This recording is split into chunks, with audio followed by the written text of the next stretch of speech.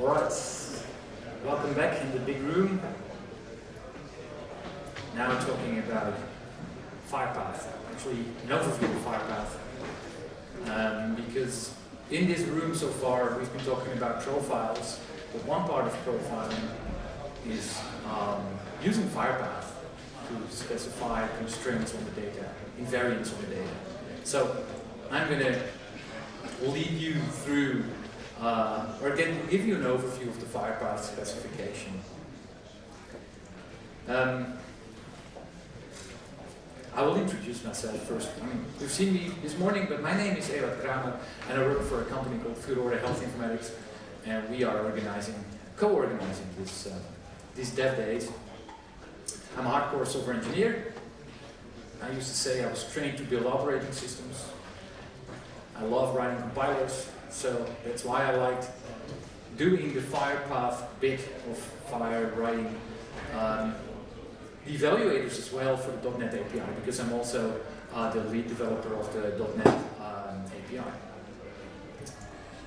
Great, so what's FHIRPath? To begin with, and I know now that you can't see the lower part of the screen, but if you go to hl7.org/FHIRPath, I mean, you're all used to going to hl7.org/fire, but if you go to hl7.org/FHIRPath, you get to a separate specification, which is the FHIRPath specification. And I'm saying it's a separate specification because the logic expressed in FHIRPath, the extraction language, the language that FHIRPath is, doesn't only work on fire. It's actually a separate specification. Initially we called it FluentPath, and you will see references to FluentPath here and there. But when we Googled FluentPath, it turned out that this name already was in use by others, so we went back to Fire and FHIRPath. FHIRPath is a language. FHIRPath basically is a navigation and extraction language, somewhat like XPath. That's what the specification says. So give me fire data, run FHIRPath on it, and it will navigate somewhere through the data and get data out of it. That's an extraction language, just like XPath. But we use it as invariants to do invariants for profiles as well. But I'll show you a little bit more about that. So, yes. So the uses for FHIRPath. What does the fire spec use FHIRPath for? So again, FHIRPath isn't really bound to fire, but fire uses FHIRPath in multiple places in the fire specification. So one thing we use FHIRPath for is to actually point to parts of an instance, as I already said. A basic FHIRPath statement would look like patient.name.family, navigating through a patient's instance data to the family node, and then grabbing that bit of data out of the instance. And we do that, for example, to define new search parameters. The fire specification allows you to define new search parameters. And if you want servers to be able to actually index a database or whatever based on those search parameters, you will have to tell a server, okay, index this part of a fire instance. That's what you're going to search on. So if you look in the fire specification, you look at the search parameter definitions, you'll find that we use FHIRPath to specify just that. I've already said that we also use it to formulate predicates. Like if this field exists, then that field has to exist as well in structured definition. And we, for example, are using it in our tooling to extract data from an instance to do narrative generation or labels on the screen. So give us an instance, we'll run FHIRPath on it, and we get a nice summary of the instance to display, for example, on Simplifier. It's important to point out that it's an extraction language, so there is no data manipulation. Or doing transformations, basically. It's a language to do extractions. So what about XPath? When we introduced FHIRPath to the community, the natural question was, well, don't we have already a language that looks exactly, to be doing that? One of those languages was XPath. But what we really wanted was a language that would work across formats. So it would work in JSON as well, it would work in XML, potentially it would work in RDF. So that was one thing, and we saw that for most of the invariants that we needed in the specification, we needed XPath 2.0 features. And XPath 2.0 has seen adaptation in some parts, but for example not in .NET. So it was really hard to run those invariants on anything .NET. And also I've been giving tutorials on XPath, and it's really hard to write them and get them right. I have a comparison here. If the resource is contained in another resource, it shall be referred to from elsewhere in the resource, which is one of the invariants we have. This is just comparing FHIRPath to XPath. Now, I grant you this isn't fair because we were able to adapt FHIRPath to be efficient for what we wanted it to do. So of course, if you create a domain-specific language, you better make sure it's short for what you need it to do. So that's another advantage of inventing a new thing. We could make sure that it worked well for what we needed it for. We don't have differences between attributes or elements or anything that XPath has, because it has to run. You have to be able to extract data from JSON as well.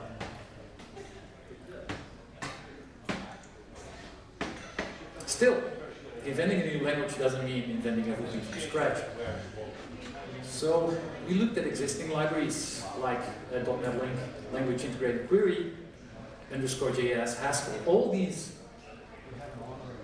libraries, they have ways to say, given a collection, well, basically to do, given a collection, filter the collection, do projections on it, select, transform, and so on. So we looked at all these languages, and we said, for example, well, a basic where query and link actually is called filter in Java streams, filter in Scala, it's called select in Ruby, filter in underscore, and so on and so on. And we went on and we basically built it on the most common language that we could find. So it should feel familiar to everyone, familiar to these languages or to list comprehensions in general. It integrates, as I said, right, not only with FHIR, although it's called FHIRPath, it integrates with HL7 clinical quality language as well. So when we introduced FHIRPath, some other parts of the HL7 community came to us and say, we are really interested in using this language too. And one of them is Bryn, who's sitting here. Hey Bryn. So Bryn joined the team, Graham and me, and said, well, I have some ideas about this language. And so it was a really great exercise to make FHIR not only in theory work on different models, but actually work on different environments like HL7 clinical quality language. There's also a binding to HL7 v2 messages, and so it's not just FHIRPath. It's one of the things. It's one of the important takeaways.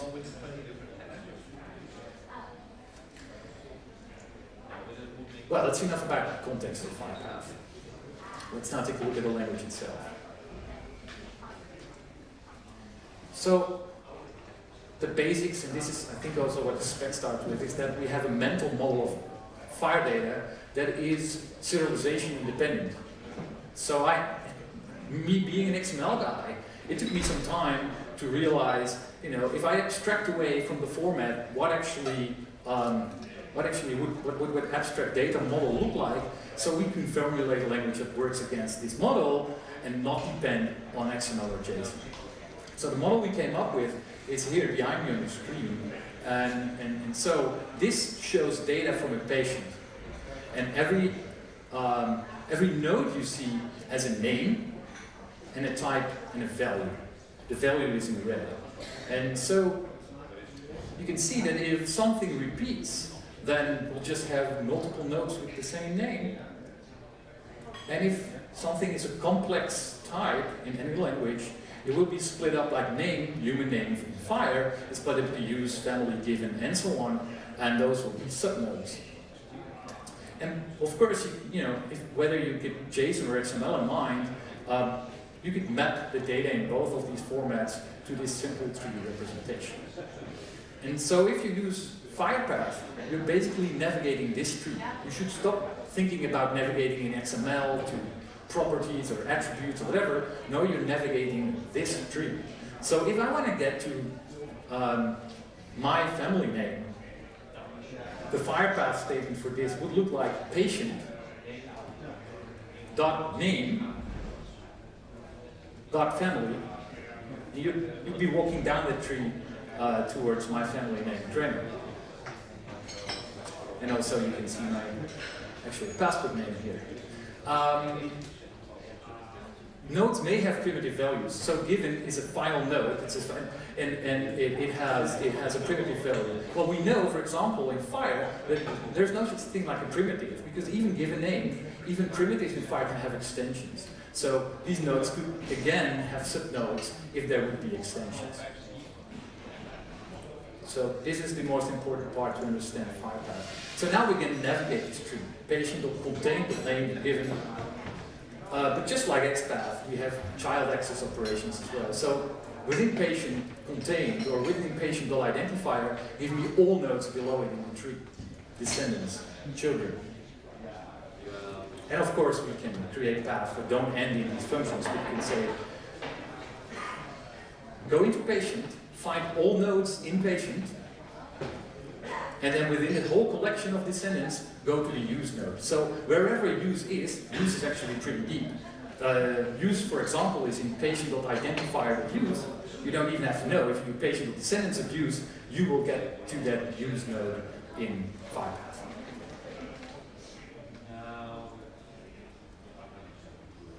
Well, of course, there are primitive values, like strings and integers. In the end, you need to represent something. So we settled on a set of basic data types that are the same across JSON and XML and as used in SQL as well. So these are just a few basic data types: Boolean, string, integer. But we added some that might not feel like basic data types, like datetime, quantity, and time. The only place you'll actually see this is if you're formulating, for example, a FHIRPath query where you say, is node patient.birthdate equal to, and then if you want to have a constant value, you would say at 215.02 and so on and so on and so on. Might well be that the underlying format is different, but the evaluating engine will actually, if you do that equal operation, will map that constant to whatever is used in the underlying representation. So for FHIR, again, since FHIRPath is not necessarily bound to FHIR, we mapped the basic FHIRPath types to these FHIR primitive types. So if you're navigating or comparing values in a FHIR primitive of type U or I,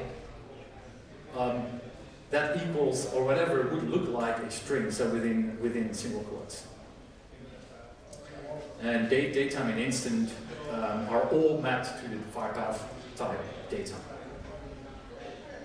So navigating is fine, but you need to do something. I mean, you can just say, give me all names, but you probably want to filter, you probably want to select, and we're going to take a look at that now. So filtering is the first thing you want to do. You don't want all nodes, you want nodes that satisfy a certain criteria. So filtering takes a list, say patient.name is a list of patient names, and then you can say, for example, where, and then an expression, and it will filter out from the list of names just the names that that evaluate the true for that expression. So patient.identifier where use is official would select all patient.identifiers that have a subnode of use, which is equal to official.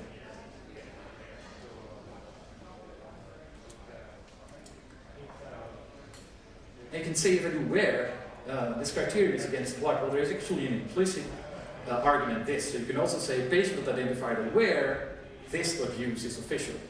Sometimes you need that, because the second example, for example, patient.name.given, give me all given names of a patient where the alphabetic sort order is larger than AAA.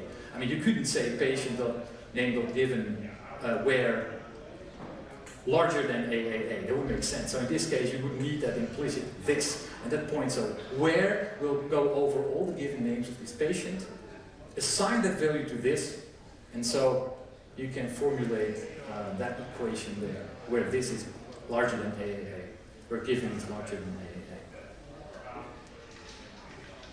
There's a subtle difference between the lower two ones. Patient.name.given where something will give you all the patient given names back. But the second one is giving you all the patient names where given is larger than AAA. So what these values, what these expressions will return is different. The first one will actually give you the given names back. The second one, the bottom one, will give you back the patient name. So patient name where, and then you can have a very deep expression that goes into patient name, and when that expression is true, will return you a patient name. While patient name given will actually give you the given as well. This is nothing different from XPath. So if you're familiar with XPath, works exactly the same way. Any language that filters can map, so we have that as well. It's called select. We did that matrix, looked at Pascal and all these libraries and languages, and then we figured select was probably the best term here. So given a list of n, we produce a list of n, but we feed them one by one through an expression. So, as an example, patient.contain.name.select actually says, okay, so navigate down patient, go to name. He might have multiple, 1 to star, and for each name, take given and family and join them together. So the result will be a list of strings that have a combined given and a combined family name. This works whether the list is a list of 1 or a list of n. A list of 1 will return you a single name, where this mapping is done, while a list of n will obviously give you a list of many. So patient, name, and select, given and family. This is map in another language. Given an input, run this expression, and return a list with the output of the expression.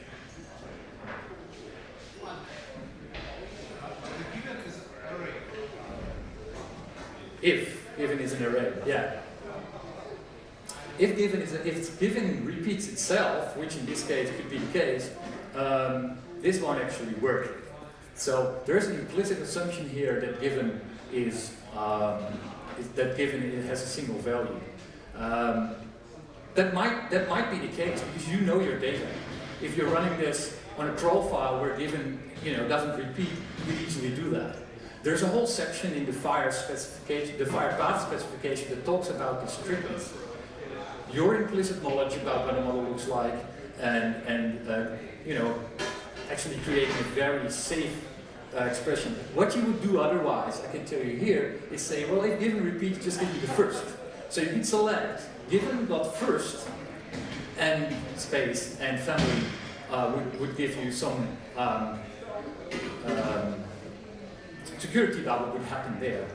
And if you run a FHIRPath evaluator in strict mode, which is what the spec calls it, it might even complain and say to you, hold on, given is repeating, so this won't run if given has more than one. And you could do that. So there's the part of the spec talking about that. We have the usual operators, and or implies. I will show a little bit more about implies later if I have time. String manipulations, regex as well, the usual stuff.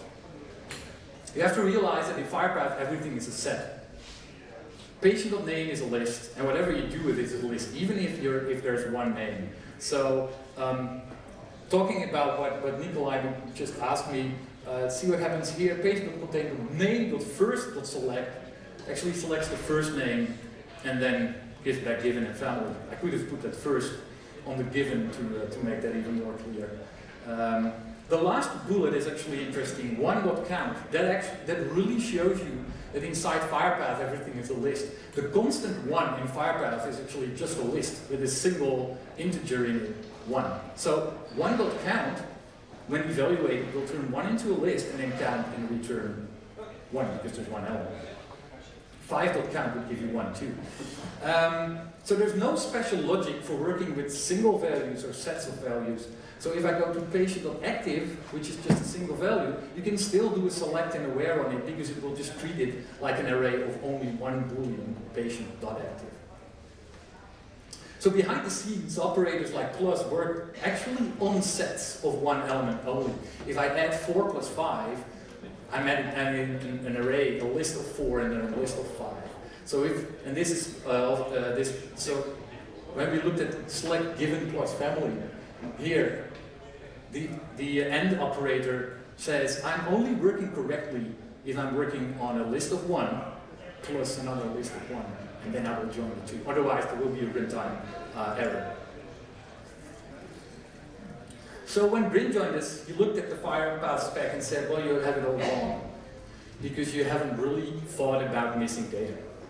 And we really wanted to avoid that, because everyone working in SQL knows that it's not fun to have missing data and nulls, because you get ternary three-state Boolean logic. But there was no way to avoid it, so Bryn got his ways, and it's there. So let's discuss missing data. Let's take a look at this FHIRPath statement. Patient of name given is duck. If this is an invariant, so we use this in a structure definition, we're actually saying patient of name given should always be duck. And if the data is missing, if there's no data at all, this turns into actually an empty statement, but I'll get back to that later, and that's interpreted as false. And when it's a filter, give me all patient names where given is duck, if the data is missing, it will give you an empty set.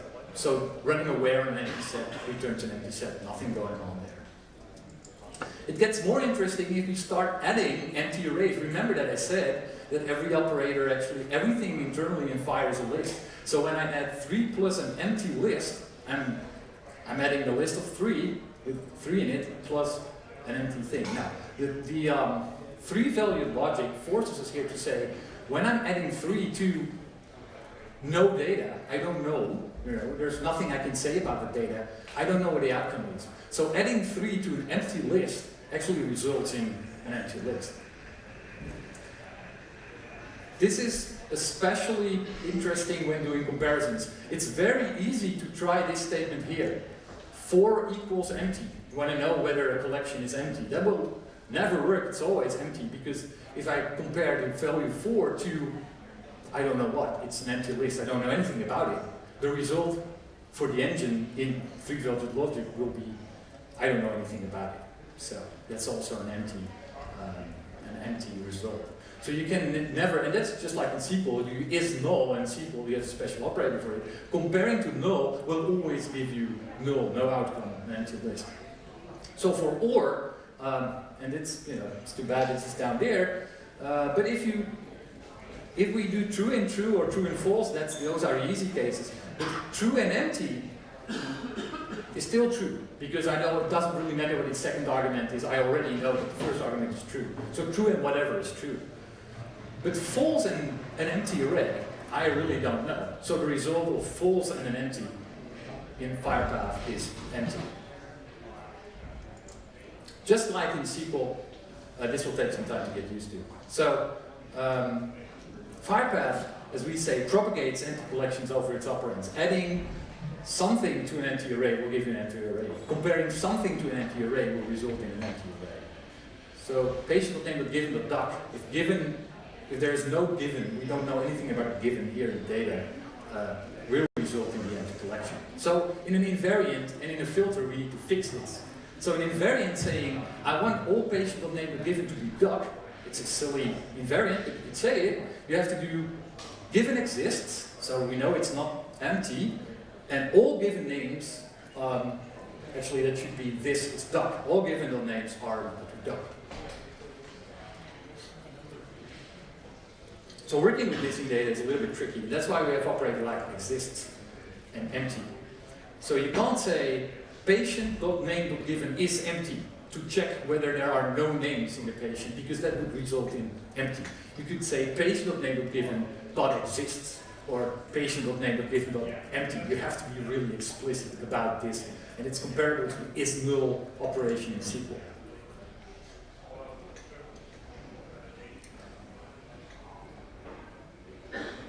There's an underlying assumption in the tree that I was showing you that every node is a type. So patient obviously is of type patient. If you move to name, it's of type human name, and so on. So you'd say that by moving through a tree this way, you will always know what type you're working with. But that's not always the case. For example, if I do things like patient of descendants, I get all the nodes under patient. These can be of all types. So what do I do afterwards? What if I just want to take a look at all the human names and do something with that? Or look at observation of value.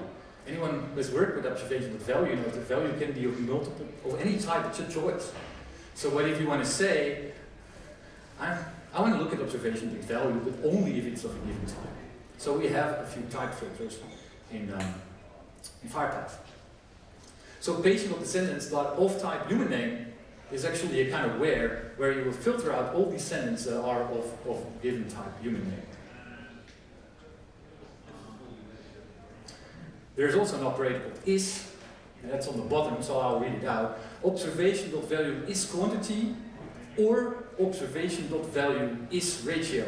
That's what it says on the bottom line. That will only evaluate the true if an observation is a quantity or a ratio. So you could formulate invariants that say, if the type of observational value is of a given type, then this statement needs to be true. You can also convert. So patient.active to toString would convert the Boolean active to the representation, quote, true, unquote. So combining this knowledge, we could do now observation.value, this could be of any type, select, well, if this is quantity, do value to string and add the unit to it, otherwise just convert the value to string. So the if here is an expression, many languages have that. It evaluates the first bit. If this is quantity, then we're in the first part. Otherwise, the result of that expression is the second part. So when observation value is a quantity here, take the value, convert it to a string, and concatenate unit, which is already a string, so we're fine. Otherwise, I don't know what value is, but anyway, convert it to string if you can.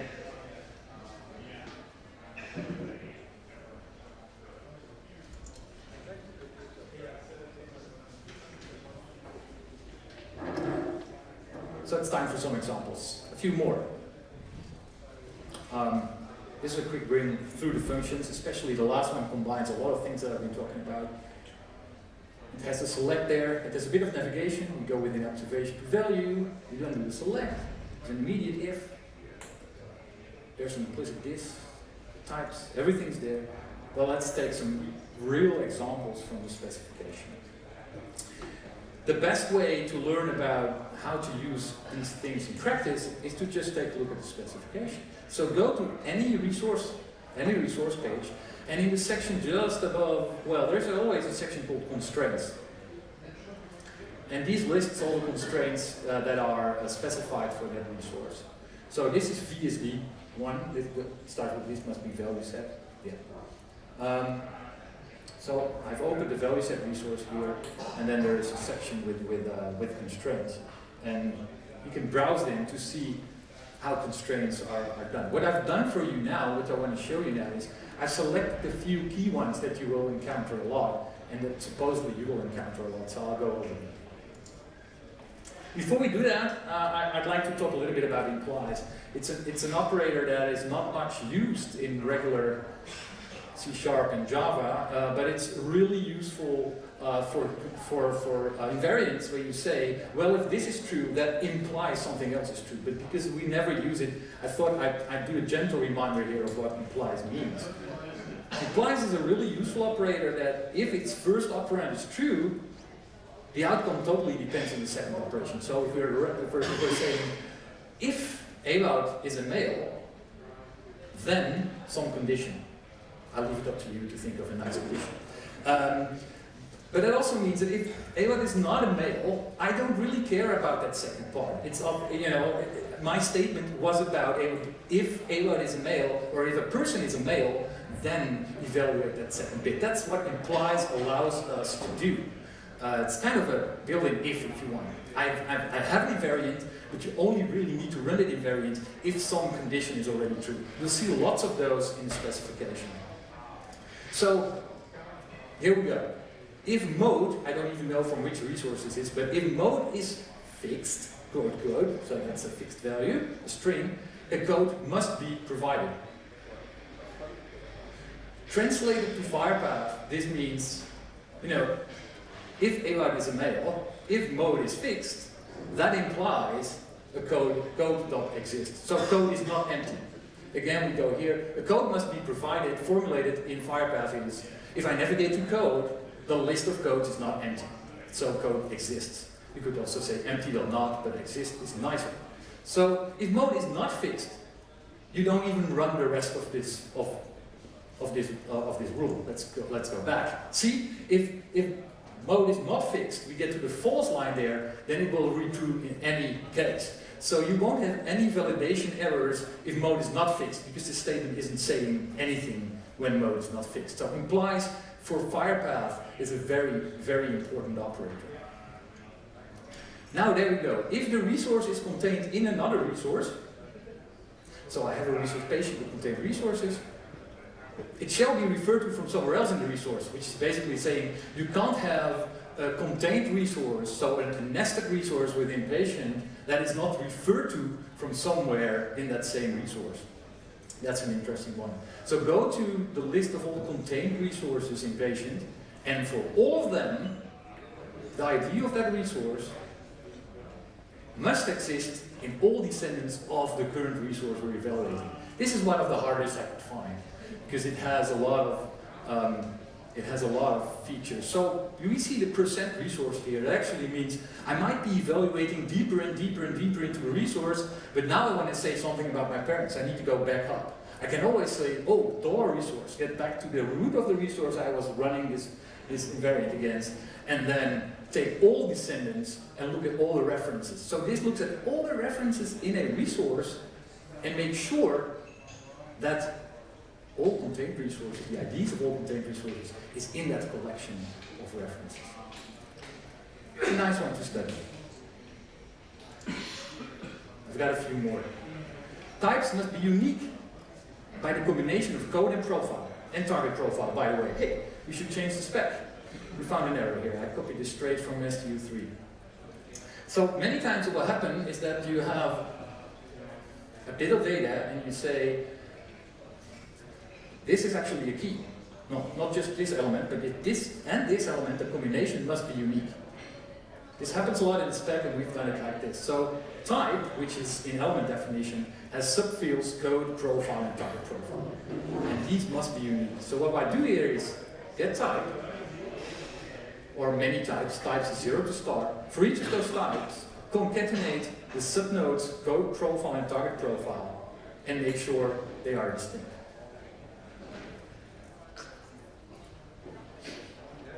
XOR is another nice one that we're not using a lot, but you can use here. Enable when must contain either an answer or a has answer. So the either is here done using XOR. Has answer exists. Exclusive or answer exists. So you can't have both. It's either the one exists or the other exists. That's what we use the exclusive or for.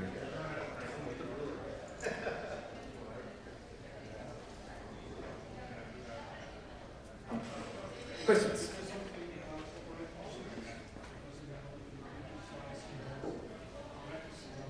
Yes. The specification has an exact list of precedents for operators. So the question was, sorry, can you say anything about operator precedents? Does the spec say anything about operator precedents? And we do, yes. Yeah. What implementations of FHIRPath are available? Sorry, what if? What implementations exist? I know there is a Java one, and there is a .NET implementation, and we used to have JavaScript implementation too. I don't know how current it is. No, it's frozen, but there is closure implementation. And there's a closure implementation, of course, there would be. C implementation. And a C implementation. That's, sorry? A what plugin? A Notepad++ plugin, that's true. Kramer has a Notepad++ plugin that you can use to run those. And Nikolai. Thank you for the presentation. The question is, so this was designed for a system which is written in C# or Java and Stock, so high-level languages, but we are trying to implement the FHIRPath inside the database. Yeah. And we are very interested in some small subset of FHIRPath, just a core for the search, for creating efficiently indexes in database, because it's too rich to implement it in a database, in a batch environment, the stuff. Thank you, Nikolai, for raising that. Yes, I should have made a slide about that. I already said that we use FHIRPath in multiple places in the specification, and we've ourselves felt that lots of places we didn't need the whole expressive capabilities of FHIRPath. For example, to formulate a discriminator, we use FHIRPath, or to formulate a search path, we use FHIRPath. But it's not necessarily true that we need all the features. So we have been thinking, and there is a ticket in GForge, our RFC tracker for Fire, saying we really should be thinking about profiles on FHIRPath, saying this is FHIRPath with just these features. And I think that's what you're looking at. Yeah, I would be happy to discuss that.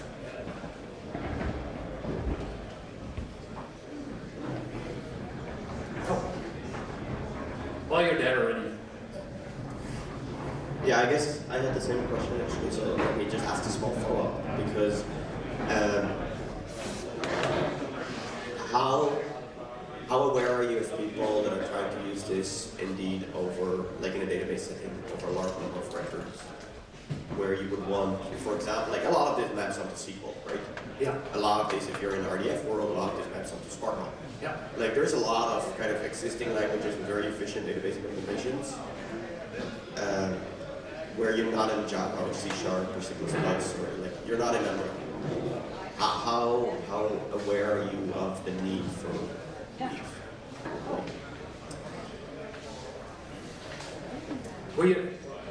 We're aware of it because we've sometimes been pushing FHIRPath everywhere, and then people saying, hold on, if you push it all the way to there, I will need FHIRPath support right in my database.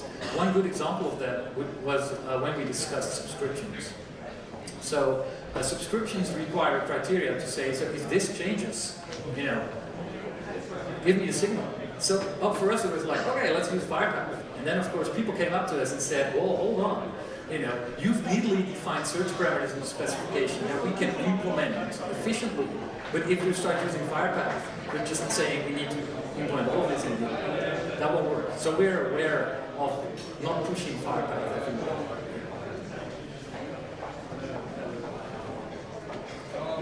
Victor. Yes, so you sort of mentioned the criteria that are needed on the underlying model for FHIRPath to work. Yeah. You mentioned Datatypes, and you said it was agnostic to JSON and XML. Does that mean that you can use FHIRPath to navigate ADL as well? Yeah. As long as it's mappable to that very simple model, you could navigate. The data, and I have to check whether ADL fits the bill, but I wouldn't know why not. And in practice, it's true because at least in my .NET library, the FHIRPath evaluator runs across an interface that represents the data like this. So you could even, as long as you implement that interface in your software, so even on your model, on your classes, on your local classes, you will be able to run FHIRPath on top of those. And I know of a few people who have done it because their custom data model having nothing to do with Fire, implemented an interface and then running FHIRPath on top of it. Specifically for ADL, I'd have to check, but I don't see why not. Also, sort of a follow-up question here.